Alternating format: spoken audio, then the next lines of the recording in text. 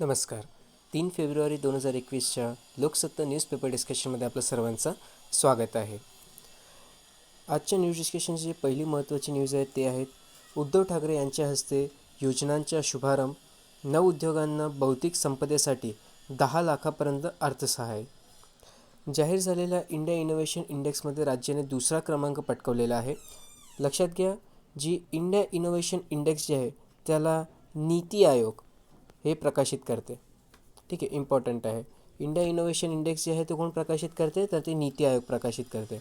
आणि त्याच्या अंतर्गत महाराष्ट्र जे आहे त्याचा क्रमांक किती आलेला आहे, तर ते दुसरा क्रमांकावरती आहे.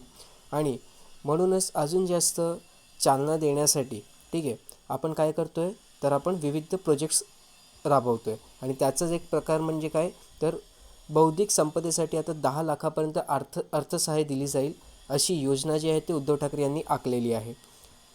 महाराष्ट्र शासनामार्फत आज सुरू करण्यात आलेल्या योजनेमधून तरुणांना पेटंट मिळवण्यासाठी मोठी मदत होईल. राज्यात नव्या संकल्पना फक्त पुण्या मुंबईतच निर्माण होत नसून खेड्यापाड्यातील मुलेसुद्धा नवनवीन आविष्कार करत आहेत. कौशल्य विकासाच्या योजनांमधून तरुणांच्या संकल्पनांना मोठा वाव मिळेल असा विश्वास ज्येष्ठ वैज्ञानिक डॉक्टर माशेलकर यांनी व्यक्त केलेला आहे. ठीक आहे, तर बेसिकली काय आहे, तर रिसर्च आणि डेव्हलपमेंट. काय बरं, रिसर्च अँड डेव्हलपमेंट. तर देशामध्ये रिसर्च अँड डेव्हलपमेंट जेव्हा वाढेल तेव्हाच त्याची इकॉनॉमिक डेव्हलपमेंट होईल. ठीक आहे, आणि त्याला चालना देण्यासाठी काय करावं लागेल, तर जे काही बेसिक ॲम्युनिटीज आहेत किंवा बेसिक इन्फ्रास्ट्रक्चर आहे ते मुलांना प्रोव्हाइड करावं लागेल. आणि त्याच्याचकडे जाताना एक पाऊल म्हणून सद्यस्थितीमध्ये महाराष्ट्र सरकारने ही स्कीम लॉन्च केली आहे. बघा, आजच्या न्यूजपेपरमध्ये स्कीमचं नाव काय आहे ते दिलं गेलेलं नाही आहे, परंतु जसंच समजेल आम्ही ते पण सुद्धा तुम्हाला इथे इन्फॉर्म करून देऊ. ठीक आहे. पुढे, शासकीय कर्मचाऱ्यांना 70 लाखांपर्यंत घर जमीन खरेदीसाठी अग्रिम. घर बांधणीसाठी जमीन खरेदी करण्याकरिता मूळ वेतनाचे 100 पट किंवा 12, 15 व 21 लाख रुपये अग्रिम मिळेल. यापेक्षा जे कमी असेल ते, बरं का, अशी तरतूद करण्यात आली आहे. जुने घर विकत घेण्यासाठी मूळ वेतनाच्या 100 पट किंवा 40, 50 किंवा 70 लाख रुपये देण्यात येत आहेत. कमीत कमी 5 वर्षांची सेवा किंवा निवृत्तीसाठीच 5 वर्षाचा कालावधी शिल्लक राहिला असेल असे अधिकारी व कर्मचारी घर बांधणी अग्रिमासाठी पात्र ठरणार आहेत. 25 लाख रुपयेपर्यंत 7.9% व त्यापेक्षा अधिकच्या रकमेवर 9.9% दराने व्याज आकारले जाणार असून ठराविक कालावधीत समान हप्त्याचे अग्रिम रकमेची परतफेड करायची आहे. या संदर्भात वित्त विभागाने मंगळवारी शासन आदेश जारी केलेला आहे. ओके. नेक्स्ट जे आहेत अर्थसंकल्पात वन क्षेत्रासाठी तरतूद नाही. पॅरिस कराराच्या उद्दिष्टपूर्तीवर प्रश्नचिन्ह. हा जो आर्टिकल आहे त्याच्यामध्ये काही इम्पॉर्टंट आस्पेक्ट्स दिले गेलेत, ते आपल्या एक्झामसाठी महत्त्वाचे आहेत. ठीक आहे, कुठले कुठले आहेत ते आपण बघून घेऊ. तर हवामान बदलाचे मोठ्या प्रमाणात परिणाम जाणवणाऱ्या देशमध्ये भारत हा 7व्या क्रमांकावरती आहे. Very important data. ठीक आहे, काय बरं, तर हवामान बदलाचे जे काही परिणाम होत आहेत ते जाणवणाऱ्या देशमध्ये भारत जे आहे ते 7व्या क्रमांकावरती आहे. कार्बन उत्सर्जन हा वायू प्रदूषणातील महत्त्वाचा घटक आहे. त्यामुळे पॅरिस करारावर स्वाक्षरी करताना भारताने 2005च्या तुलनेत 2030पर्यंत कार्बन उत्सर्जन कमी करण्याचे उद्दिष्ट ठेवले आहे. ठीक आहे, लक्षात ठेवा. काय बरं, तर 2005च्या तुलनेने 2030पर्यंत आपण काय करणार आहोत, तर कार्बन उत्सर्जन जे आहे ते कमी करणार आहोत. ओके. या उद्दिष्टपूर्तीसाठी अक्षय ऊर्जा स्रोतचा वापर करून 40% वीज निर्मिती, 2030पर्यंत 33% कार्बन उत्सर्जनात घट आणि कार्बन साठवण्यासाठी वनक्षेत्रात वाढ या 3 माध्यमांची निवड केली गेली आहे. कुठले 3 माध्यम आहेत, तर अक्षय ऊर्जा स्रोतचा वापर करून 40% वीज निर्मिती, दुसरं 2030पर्यंत 33% कार्बन उत्सर्जनात घट आणि तिसरं म्हणजे कार्बन साठवण्यासाठी वनक्षेत्रात वाढ करणे.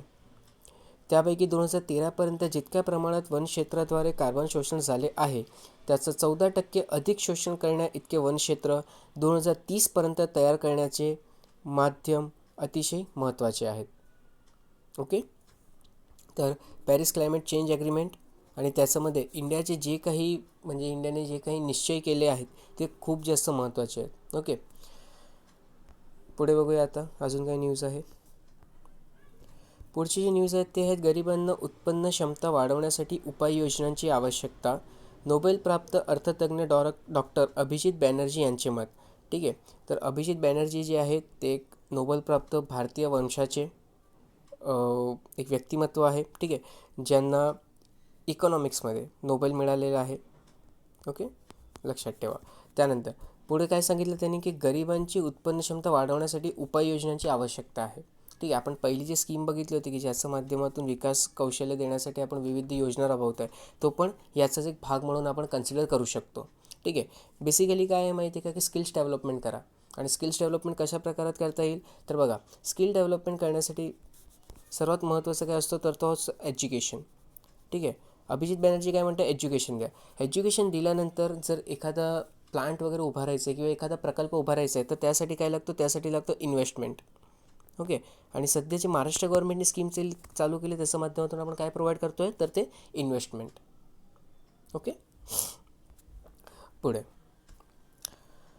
CA परीक्षेत मुंबईची कोमल जैन देशात पहिली आलेली आहे. ठीक आहे, एवढं काही महत्त्वाचं नाही, आपण होतं म्हणून वाचून घेतलं आपण. पुढे केवळ भरपाई नव्हे भरभराटीचा मार्ग. ठीक आहे, हा जो पूर्ण लेख लिहिलेला आहे ते भारताचे मुख्य आर्थिक सल्लागार डॉक्टर KV सुब्रमण्यम यांनी लिहिलेलं आहे. ठीक आहे, आता त्यांनी काय लिहिलं आहे ते सुद्धा आपण बघून घेऊ. तर केंद्रीय अर्थमंत्र्यांनी सादर केलेला 2021-22च्या केंद्रीय अर्थसंकल्प हा ऐतिहासिकच म्हणायचा हवा, कारण तो आरोग्य खर्चात तसेच वित्तीय क्षेत्रात दिशादर्शक असे बदल घडवतो.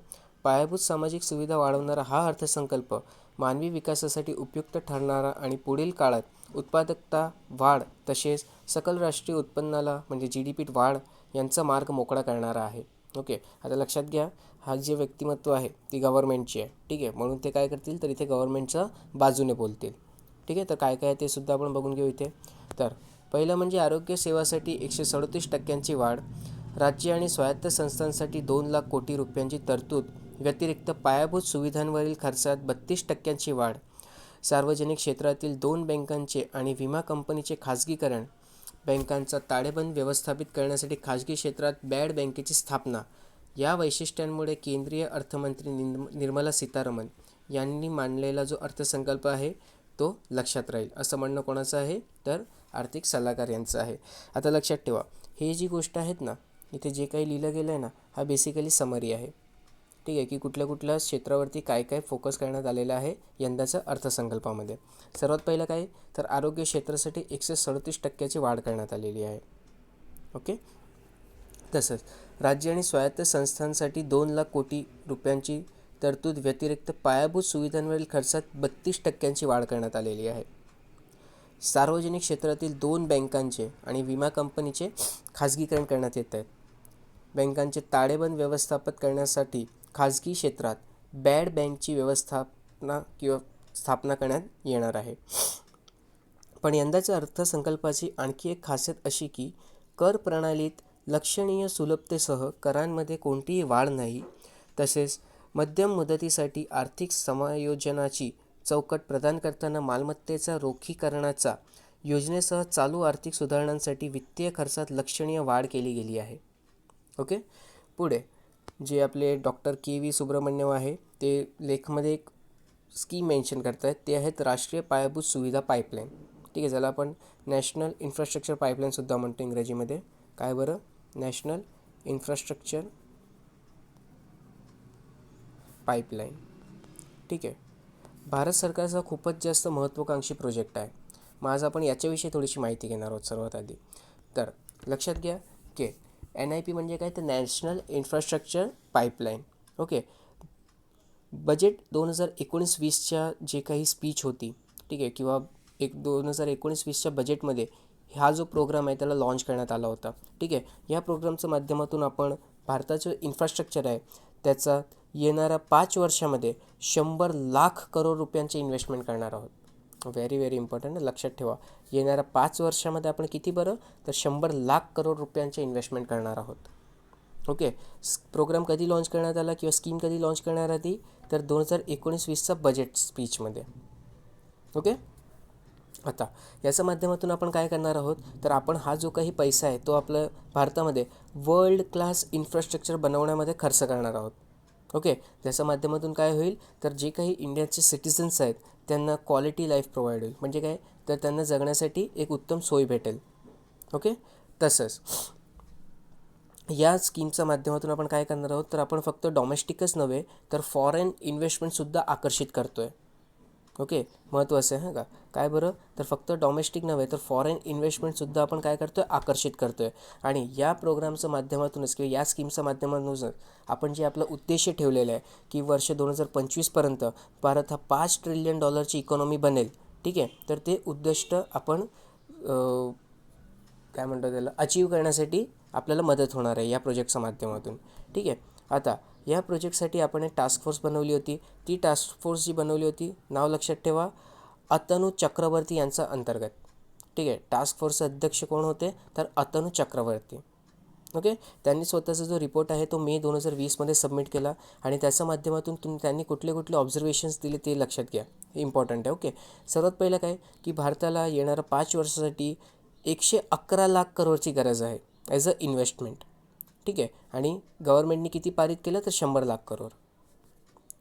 त्यानंतर दुसरं काय, तर एनर्जी, रोड, रेल्वे आणि अर्बन प्रोजेक्ट, हे जे काही प्रोजेक्ट्स आहेत ते इन्फ्रास्ट्रक्चर जे आपलं पूर्ण स्कीम आहे त्याचं 70% कवर करतायत.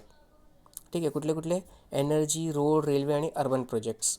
आता जसं मी सांगितलं की या प्रोजेक्टच्या माध्यमातून आपण फक्त डॉमेस्टिक नव्हे तर फॉरेन इन्व्हेस्टमेंटसुद्धा आकर्षित करणार आहोत. तर ते कशा फॉर्ममध्ये असणार ते बघून घ्या.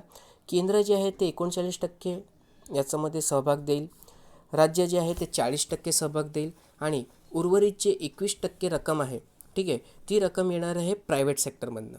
आणि हा प्रायव्हेट सेक्टर जे आहे त्याच्यामध्ये आपण फॉरेन इन्व्हेस्टरनासुद्धा इथे इन्व्हाइट करू शकतो आहे. ओके, त्यानंतर असेट सेलवरती फोकस केला जाणार आहे. ओके, त्यानंतर इन्फ्रास्ट्रक्चर असेट्स जे आहेत त्याचं मॉनिटायझेशनवरती फोकस केलं जाईल. तसंच डेव्हलपमेंट फिनान्स इन्स्टिट्यूशन्सची स्थापना केली जातील. काय बरं, डेव्हलपमेंट फिनान्स इन्स्टिट्यूशन्स जे असतात त्याची स्थापना केली जाईल. ओके, आणि म्युन्सिपल बॉन्ड मार्केट जे असतो, ठीक आहे, आपण म्हणतो म्युन्सिपल बॉन्ड्स जे आहेत, एक्झाम्पल घेतो मी पुणे.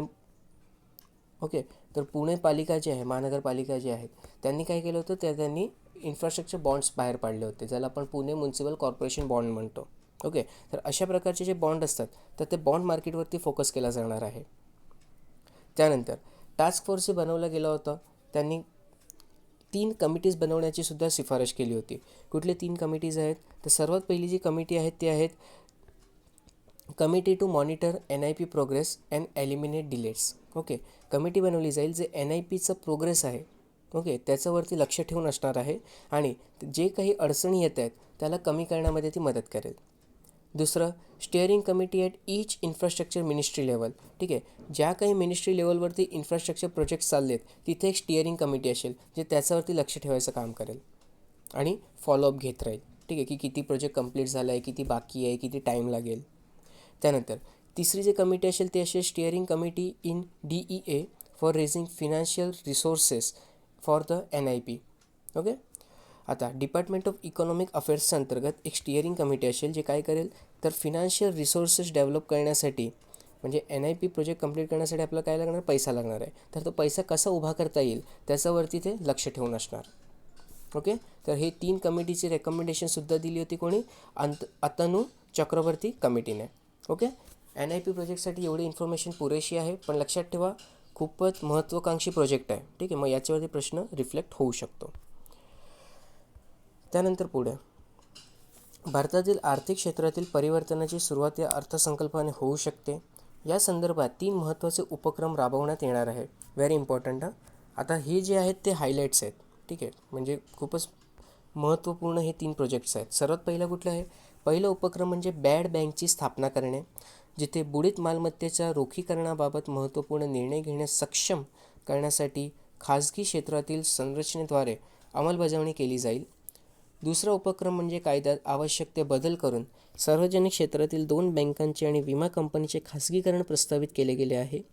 तर तिसरा उपक्रम म्हणजे आवश्यक त्या आर्थिक सुरक्षा उपाययोजनांसह विमा क्षेत्रात थेट परकीय गुंतवणूक 49% 75% वाढवली जाणार आहे.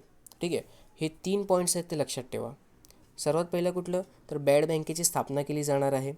दुसरं काय आहे, तर कायद्यात आवश्यक ते बदल करून सार्वजनिक क्षेत्रातील 2 बँकांचे आणि विमा कंपनीचे खाजगीकरण केले जाणार आहेत. आणि तिसरं म्हणजे काय, तर आवश्यक त्या आर्थिक सुरक्षा उपाययोजनांसह विमा क्षेत्रात थेट परकीय गुंतवणूक जी आहे ते 49% 75% करण्यात आलेली आहे. ओके, तर आपण बघून घेतलं आपले जे इकॉनॉमिक ॲडवायझर आहे के.व्ही. सुब्रमण्यम यांचं काय म्हणणं आहे अबाउट दिस बजेट. पुढे बघूया. पुढे व्यक्तिभेदमध्ये आज आहे इलाही जमादारविषयी थोडीशी माहिती. बघा, डिटेलमध्ये काहीच दिलं गेलेलं नाही आहे इथे, ठीक आहे, पण 2-3 पॉईंट आहे ते आपण डिस्कस करून घेऊ. गझल क्लिनिक या त्यांच्या अतिशय प्रयोगशील संकल्पनेने अनेक लिहित्या हातांना शब्दांची जाण, भोवतालचे भान दिले. ठीक आहे, कुठलं त्यांची संकल्पना होती, तर ती होती गझल क्लिनिक. ओके, हे लक्षात ठेवा. तुम्हाला विचारलं जाऊ शकते गझल क्लिनिक याच्याशी निगडीत खालीलपैकी कुठले व्यक्तिमत्व आहे, तर ते आहे इलाही जमादार. त्यानंतर ए सनम तू आज मुझको खूबसूरत सजा दे, येऊनी स्वप्नात माझा तू मला आवाज दे. पहिली ओळ उर्दू आणि दुसरी ओळ मराठी असा गझलेचा अनोखा छंद हे इलाही जामदार यांनी बांधला होता. इलाही जमादार. ठीक आहे, तर हे त्यांच्याविषयी थोडीशी माहिती होती इथे. पुढे किराणा घराण्याचे संशोधन केंद्र पुण्यात. आता आज आपण थोडीशी माहिती म्युझिकविषयी घेणार आहोत. ठीक आहे, इंडियन म्युझिकविषयी. तर सर्वात पहिले लक्षात घ्या की इंडियन म्युझिक जे आहे, असं म्हणण्यात येतं की भारतामध्ये किंवा म्युझिक याची जी संकल्पना आहे ते सर्वात पहिले नारद मुनी, कोण बरं, नारद मुनी यांनी या पृथ्वी तलावरती आणली होती. ठीक आहे, संगीतची जी संकल्पना आहे किंवा संगीतचे जे तत्त्व आहेत ते नारद मुनी यांनी पहिल्यांदा या पृथ्वीवरती आणलं होतं. ठीक आहे, आता आपल्याला काही अवशेष भेटत आहेत कुठून बरं, इंडस व्हॅली सिव्हिलायझेशनचे जे काही साईट्स आहेत तिथून. ओके, आणि त्यापैकी महत्त्वाचं होतं ते म्हणजे 7 होल फ्ल्यूट, म्हणजे 7 भोकं असलेली ते बासुरी असते ना ते, आणि रवनहाथा. ठीक आहे, रवनहाथा काय तर एक म्युझिकल इन्स्ट्रुमेंट आहे. तर हे 2 जे आपल्याला अवशेष भेटलेत कुठून भेटलेत, तर इंडस व्हॅली सिव्हिलायझेशनमधून भेटतात. ठीक आहे, त्यानंतर 7 नोट्स असतात. ठीक आहे, जे म्युझिक शिकतात त्यांना माहीत आहे, तर ते 7 नोट्स असतात. त्या नोट्सना काय म्हणतो आपण, रागा खरहरप्रिया. ठीक आहे, काय म्हणतो आपण त्यांना, रागा खरहरप्रिया. ओके, आणि याची जी संकल्पना आहे ते आपल्याला सामवेदमधनं सापडते. ठीक आहे, 7 नोट्स खरहरप्रिया, रागा खरहरप्रिया याच्याविषयी माहिती जी आहे ते सामवेदामध्ये दिली गेली आहे. ठीक आहे, तसंच जे सायन्स ऑफ म्युझिक आहे, ओके, सायन्स ऑफ म्युझिक आहे त्यांना आपण काय म्हणतो, त्याला आपण गंधर्व वेदा म्हणतो. आणि गंधर्व वेदा जे आहेत ते वेदा म्हणजे सामवेदाचा एक भाग आहे. ठीक आहे, लक्षात ठेवा, गंधर्व वेदा जे आहे, ओके, हे सामवेदाचा एक भाग आहे. आणि हे काय आहेत, तर ते सायन्स ऑफ म्युझिक आहे, म्हणजे संगीताचं विज्ञान एका प्रकारे. ठीक आहे, त्यानंतर आपल्याला वीणा हा जो म्युझिकल इन्स्ट्रुमेंट आहे याच्याविषयी माहिती जी आहे ते ऐत्रेय अरण्यकामध्ये भेटते. बघा, स्टेटमेंट फॉर्मॅटमध्ये विचारलं जाऊ शकतं बरं का, कारण आर्ट अँड कल्चरसुद्धा आपला सिलेबसचा पार्ट आहे. आणि आर्ट अँड कल्चरमध्येच एक आर्ट येतो, तो येतो आपलं इंडियन म्युझिक. ओके, त्यानंतर जैमिनी ब्राह्मणा हे जे आहेत ते डान्स आणि म्युझिक याचं एक कलेक्टिव्ह आस्पेक्टविषयी बोलते. काय बरं, जैमिनी ब्राह्मण. ठीक आहे, जैमिनी ब्राह्मण जे आहे ते काय करते, तर डान्स आणि म्युझिक याचं एक एकत्रीकरणाविषयी माहिती देते. त्यानंतर कौशिकी ब्राह्मण जे आहे ते डान्स, वोकल आणि इन्स्ट्रुमेंटल म्युझिक यांचा एकत्रितीकरण जे प्रस्तुत होणारा एक आर्ट आहे त्याच्याविषयी माहिती देते. ओके, लक्षात ठेवा, जैमिनी ब्राह्मण याच्यामध्ये डान्स आणि म्युझिक आहे. कौशिकीय ब्राह्मण याच्यामध्ये डान्स तर आहेत, म्युझिक पण आहेत, आणि म्युझिक कुठलं आहे तर इन्स्ट्रुमेंटल म्युझिक आहे. ठीक आहे, त्यानंतर असं मानलं जातं की ओम जे आहे, ओके, ते प्रत्येक राग आणि नोट्सचा एक सोर्स आहे. ठीक आहे, म्हणजे जे काही राग किंवा नोट्स वगैरे उद्भवत आहेत ते कुठून उद्भवत आहेत, तर ओम या शब्दावरनं. ओके, त्यानंतर म्युझिकसाठी सर्वात इम्पॉर्टंट आहे ते आहेत भरतमुनी यांचे नाट्यशास्त्र. ओके, तर असं मानलं जातं की भरतमुनी यांचं नाट्यशास्त्र जे आहे ते 2000 इसवी पूर्व ते 200 वर्ष, म्हणजे 200 BC to 200 AD याच्यामध्ये ते लिहिलं गेलं आहे करणं. ठीक आहे, आता एक लक्षात घ्या की रिच्युअलिस्टिक म्युझिक जे असते, ठीक आहे, त्याला आपण म्हणतो संगमा. काय म्हणतो त्याला आपण, संगमा. ठीक आहे, रिच्युअलिस्टिक म्युझिक जे असतं त्याला आपण संगमा म्हणतो. आणि जे नॅरेटिव्ह टाईप ऑफ म्युझिक असते त्याला आपण जातिगम म्हणतो. ओके, नरेटिव्ह टाईप ऑफ म्युझिकला आपण काय म्हणतो, जातीगम, आणि रिच्युअलिस्टिक म्युझिकला आपण काय म्हणतो तर संगमा म्हणतो.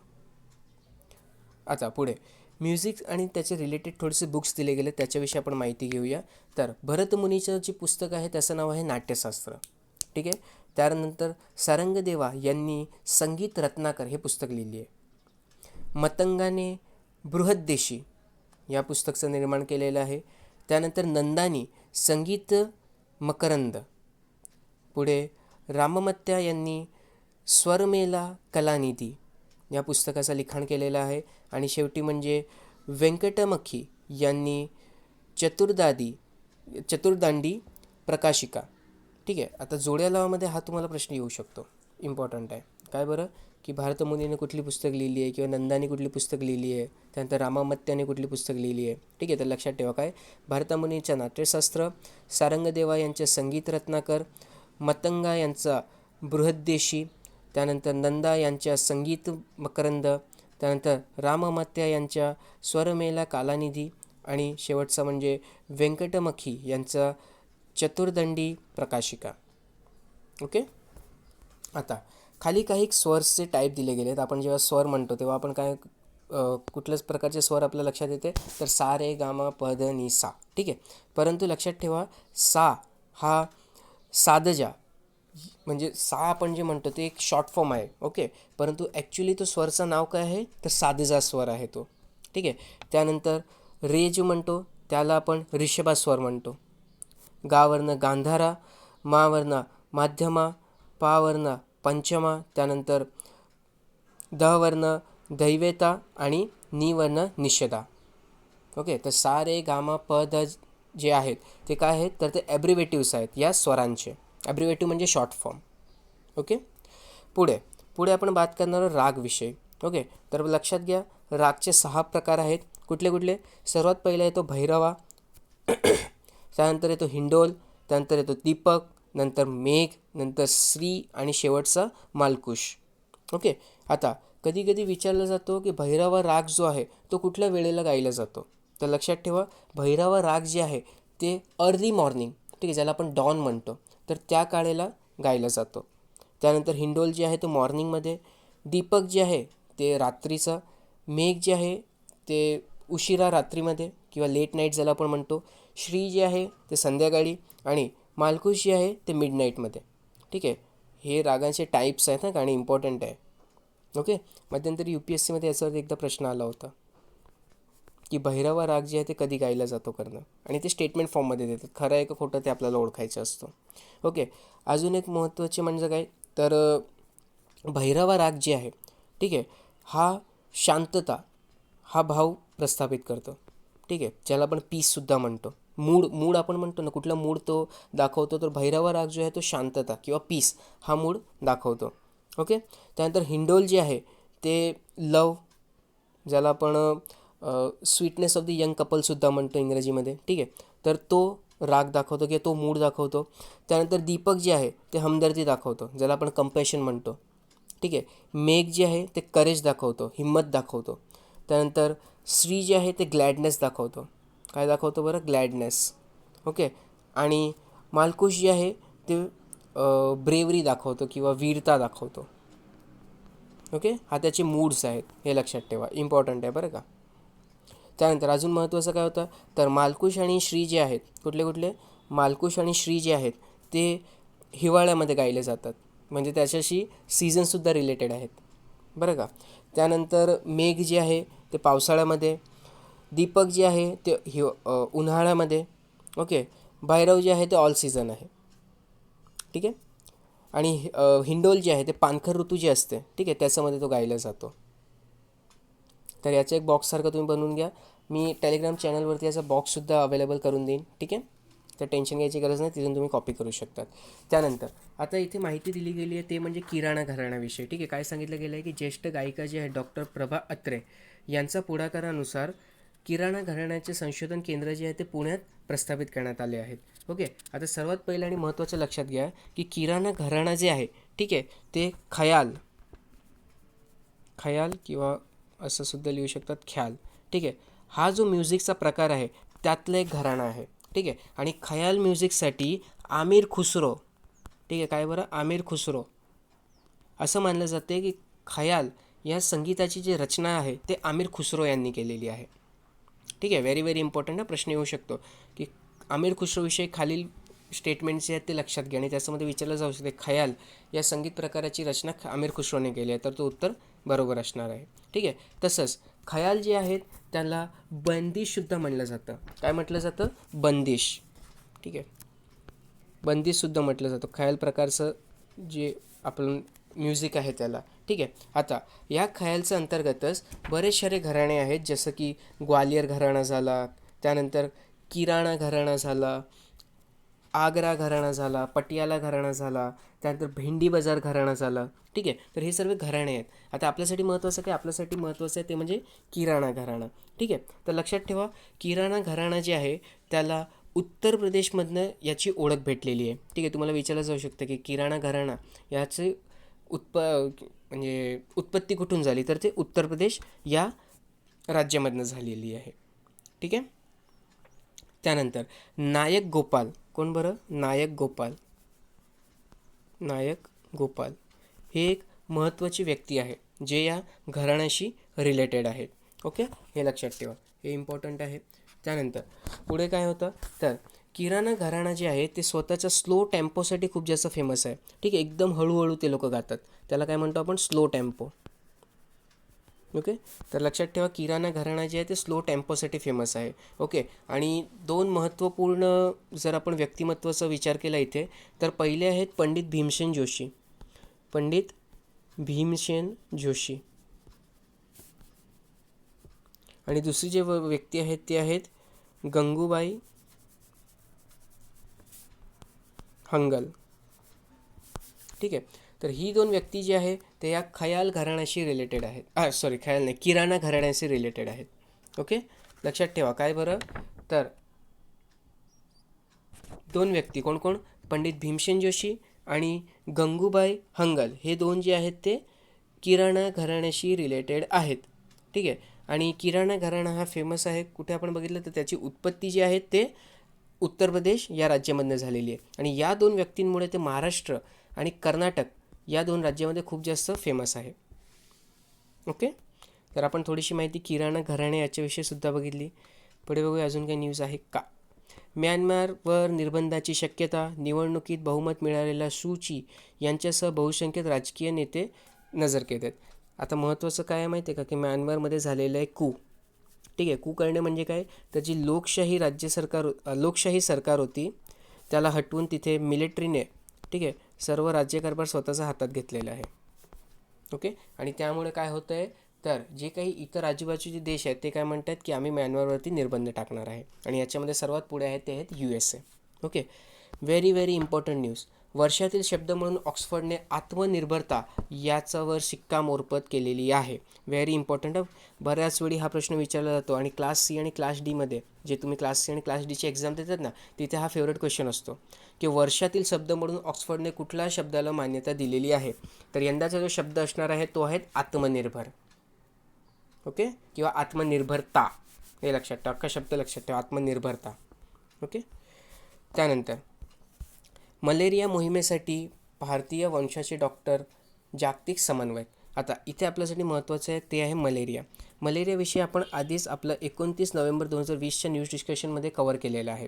ठीक आहे, जेव्हा आयसर विद्यापीठाचे म्हणजे आयसरला अवॉर्ड भेटला होता. ठीक आहे, तेव्हा आपण मलेरियाविषयी एकदम डिटेलमध्ये डिस्कशन घेतलं होतं. तर मी तुम्हाला रिक्वेस्ट करेल की तुम्ही तिथून ते रिवाईज करून घ्या. ओके, पुढे काही न्यूज आहे का. ओके, तुटीचे भगदाड पतमानांकन दृष्ट्या जोखमीचे. विद्यमान आर्थिक वर्षात वित्तीय तूट जे आहे ते 9.5% फुगेल आणि आगामी 2021-22 आर्थिक वर्षात ती 6.8% खाली आणण्याचे उद्दिष्ट असल्याचे अर्थसंकल्पात स्पष्ट करण्यात आलेले आहे.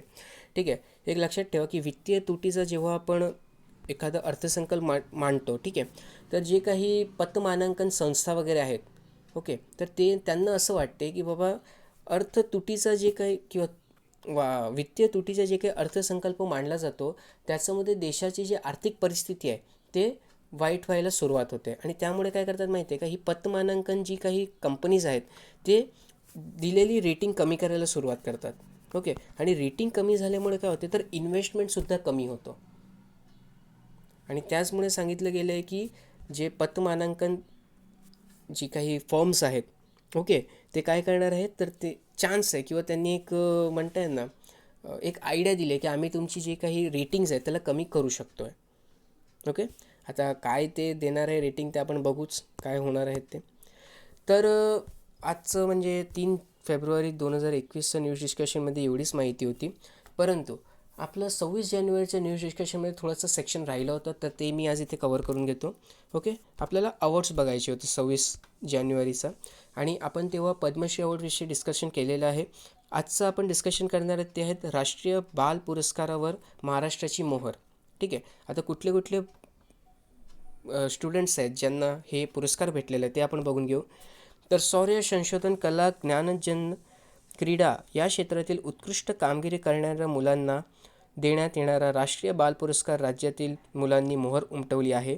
केंद्रीय महिला आणि बाल विकास मंत्रालयाने देशभरातील 32 मुलांना हा पुरस्कार जाहीर केला असून त्यातील 5 मुले हे महाराष्ट्राची आहे. ठीक आहे. तर लक्षात ठेवा यंदा किती बाल पुरस्कार किंवा राष्ट्रीय बाल पुरस्कार जाहीर झाले आहेत तर ते 32. ठीक आहे. आणि त्यापैकी 5 जे आहेत ते महाराष्ट्राचे आहेत. कुठल्या कुठल्या फील्डमध्ये दिला जातो तर शौर्य, संशोधन, कला, ज्ञानार्जन आणि क्रीडा. ठीक आहे. या 5 क्षेत्रासाठी राष्ट्रीय बाल पुरस्कार जे आहे ते दिलं जातो. ठीक आहे. नागपूर येथील बाल संशोधक श्रीनभ अग्रवाल, लक्षात ठेवा कारण नाव पण आता महत्त्वाचं आहे, 5च आहे म्हणून आपल्याला लक्षात ठेवायला लागेल. पहिले आहे श्रीनभ अग्रवाल, यांची पंतप्रधान राष्ट्रीय बाल पुरस्कारासाठी निवड झाली आहे. शेतात येलो मोझेक विषाणूने पिकांचे मोठे नुकसान होते. येलो मोझेक विषाणूचा नाश करू शकणारा यशस्वी प्रयोग त्यांनी केला होता आणि त्यासाठी त्याला काय देण्यात आला तर बाल नवसंशोधक म्हणजे श्रीनभ अग्रवाल यांना पंतप्रधान राष्ट्रीय बाल पुरस्कार देण्यात आलेला आहे. ओके. इम्पॉर्टंट आहे बरं का. त्यानंतर दुसरं जे पुरस्कार आहे ते देण्यात आलेलं आहे अर्चित पाटील यांना. तर माता मृत्यू रोखण्यासाठी संशोधन केल्याबद्दल अर्चित पाटील यांना हा पुरस्कार देण्यात आलेला आहे. प्रसूती पश्चात रक्तस्रावामुळे होणारे माता मृत्यूचे प्रमाण आटोक्यात आणण्यासाठी जळगाव येथील अर्चित पाटील यांनी उपाय शोधला आहे.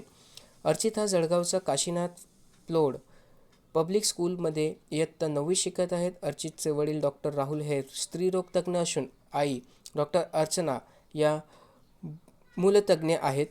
आई वडिलांसोबत दवाखान्यात जाणाऱ्या अर्चितने महिलांच्या आरोग्य समस्यांविषयी माहिती मिळवली होती. काही वर्षापूर्वी डॉक्टर होमी भाभा रिसर्च सेंटरसाठी प्रकल्प करत असताना पाळीच्या दिवसात वापरण्यात येणाऱ्या मेन्स्ट्रुअल कपचा त्याने अभ्यास केला. या कपचा वापर करून प्रसूती काळात किती रक्तस्राव झाला याची नोंद ठेवता येईल असे संयंत्र त्यांनी तयार केले. अमेरिका येथे होणाऱ्या आंतरराष्ट्रीय विज्ञान महोत्सवात तो भारताचे प्रतिनिधित्व करणार आहे. इम्पॉर्टंट आहे. ठीक आहे. लक्षात ठेवा काय बरं, अमेरिका येथे होणाऱ्या आंतरराष्ट्रीय विज्ञान महोत्सवात तो भारताचे प्रतिनिधित्व करणार आहे. दुसरे जे आहेत ते आहेत ज्वालामुखीचा अभ्यासक सोनित सिसोलेकर. तर पुण्यातील नरहे येथील पॅराडाईज इंग्लिश मीडियम स्कूलमध्ये 8वी शिकणारा सोनित सिसोलेकर हा ज्वालामुखीचा अभ्यासक आहे. ज्ञानार्जन या विभागात त्याला प्रधानमंत्री राष्ट्रीय बाल पुरस्कार जाहीर झाला आहे. वडिलांबरोबर टेकडीवर फिरायला गेल्यावर ते दगड दाखवायचे, दगडांच्या निर्मितीविषयी सांगायचे. त्यामुळे ज्वालामुखीबाबत उत्सुकता निर्माण झाली. त्या उत्सुकतेतूनच वेगवेगळ्या प्रकारच्या दगडांचे संकलनही केले. बुडणाऱ्याचे प्राण वाचवणारा कामेश्वर वाघमारे. तर नांदेड येथील नदीत बुडणाऱ्या दोघांचे प्राण वाचवणारा 13 वर्षीय कामेश्वर वाघमारे याला राष्ट्रीय बाल शौर्य पुरस्कार जाहीर झाला आहे. घोडज येथील मन्याड नदीत पोहण्यासाठी 3 जण 22 फेब्रुवारी 2020 रोजी गेले होते. यातील 2 पाण्यात बुडत असताना 8वीत शिकत असलेल्या कामेश्वरने नदीत उडी घालून त्यांचे प्राण वाचवले. सर्वोच्च शिखरे सर करणारे काम्या कार्तिकेयन. मुंबई येथील गिर्यारोहण क्षेत्रातील mountaineers are calling, I must go हे प्रसिद्ध वाक्य रोज अनुभवणारे काम्या कार्तिकेयन हिला क्रीडा विभागात प्रधानमंत्री राष्ट्रीय बाल पुरस्कार जाहीर झाला आहे. प्रत्येक खंडातील सर्वात उंच शिखर सर करण्याचा ॲडव्हेंचर्स ग्रँड स्लॅम या पराक्रमाच्या दिशेने 13 वर्षीय काम्याची वाटचाल सुरू आहे. या मोहिमेला ती मिशन साहस म्हणते. वडील नौदल अधिकारी असल्याने आत्मविश्वास, साहस, उत्साह हे गुण मुळातच काम्यामध्ये आहेत. 2015 साली हिमालयातील चंद्रशिला शिखर सर करण्यापासून काम्याचा गिर्यारोहणाला सुरुवात झाली होती. माउंट स्टॉक कांग्री वयाच्या 9व्या वर्षी सर करून काम्या हे शिखर सर करणारी जगातील सर्वात तरुण गिर्यारोहक ठरली आहे. तसेच 20,000 फुटापेक्षा अधिक उंचीचे शिखर सर करणारी ती जगातली सर्वात तरुण मुलगी आहे. ठीक आहे, व्हेरी व्हेरी इम्पॉर्टंट आहे का, जे काही माहिती दिली गेली आहे ते छोटे छोटे पॉईंट्स करून घ्या त्याचे आणि नोट्स बनवून घ्या. ठीक आहे, त्यानंतर अजून काही महत्त्वाचे अवॉर्ड्स होते. तर CRPFचे मोहनलाल यांना शौर्यासाठी राष्ट्रपतींचे पोलीस पदक देण्यात आले आहेत. केंद्र सरकारने प्रजासत्ताक दिनाच्या पूर्वसंध्येला एकूण 207 शौर्य पदके जाहीर केली. गृह मंत्रालयाने प्रसिद्ध केलेल्या यादीत याशिवाय उल्लेखनीय सेवेसाठी राष्ट्रपतींची 89 पोलीस पदके आणि गुणवत्ता सेवेसाठी 650 पोलीस पदकांचीही घोषणा करण्यात आली आहे. CRPFचे मोहनलाल आणि झारखंडचे सहाय्यक पोलीस उपनिरीक्षक बनुआ ओरांग या 2च पोलीस कर्मचाऱ्यांना शौर्यासाठी सर्वोच्च असे राष्ट्रपतीचे प्रतिष्ठित पोलीस पदक जाहीर झाले आहेत. तर शौर्यासाठी त्याखालोखाल महत्त्वाच्या असलेल्या पोलीस पदकांसाठी 2005 पोलीस कर्मचाऱ्यांची निवड करण्यात आली आहे. राज्यातील 57 पोलिसांना शौर्य पदके जाहीर झाली आहेत. महाराष्ट्र पोलीस दलातील 57 अधिकारी अंमलदारांची शौर्य पदकासाठी, उल्लेखनीय सेवेसाठी, राष्ट्रपती पोलीस पदकांसाठी आणि गुणवत्तापूर्व सेवेप्रित्यर्थ दिल्या जाणाऱ्या पोलीस पदकासाठी निवड केली आहे. त्यात लाचलुचपत प्रतिबंधक विभागाचे अतिरिक्त पोलीस महासंचालक प्रभात कुमार, फोर्स 1चे अतिरिक्त महासंचालक सुखविंदर सिंग आणि पुण्याचे सहपोलीस आयुक्त रवींद्र सिसवे यांचा समावेश आहे. पुढे म्हणजे सहपोलीस आयुक्त डॉक्टर सिसवे यांना राष्ट्रपती पदक. तर प्रजासत्ताक दिनाच्या पूर्वसंध्ये पोलीस दलातील उल्लेखनीय तसेच प्रशंसनीय सेवा बजावणारे पोलीस अधिकारी तसेच कर्मचाऱ्यांना राष्ट्रपतींचे पोलीस पदक जाहीर झाले आहेत. ठीक आहे, आता इथे माहिती दिली गेली आहे कुठल्या पोलिसांनी कुठली महत्त्वपूर्ण काम केले ज्यांसाठी त्यांना हे अवॉर्ड देण्यात आले. वाचायचे असेल तुम्ही वाचू शकता. ठीक आहे, एक्झाममध्ये विचारले जातील याचे चान्सेस कमी आहेत. राष्ट्रीय बाल शौर्य पुरस्कारांवरती फोकस करा. ठीक आहे, त्याच्यातून प्रश्न येण्याचे चान्सेस जास्त आहे. तर 3 फेब्रुवारीच्या न्यूज डिस्कशनमध्ये एवढीच माहिती होती. तुम्हाला काही डाऊट असल्यावरती तुम्ही ते कमेंट सेक्शनमध्ये मेन्शन करू शकता. PDF जे आहे ते टेलिग्राम चॅनलवरती अवेलेबल होऊन जाईल. तर घरी राहा, सुरक्षित राहा, शिकत राहा. धन्यवाद.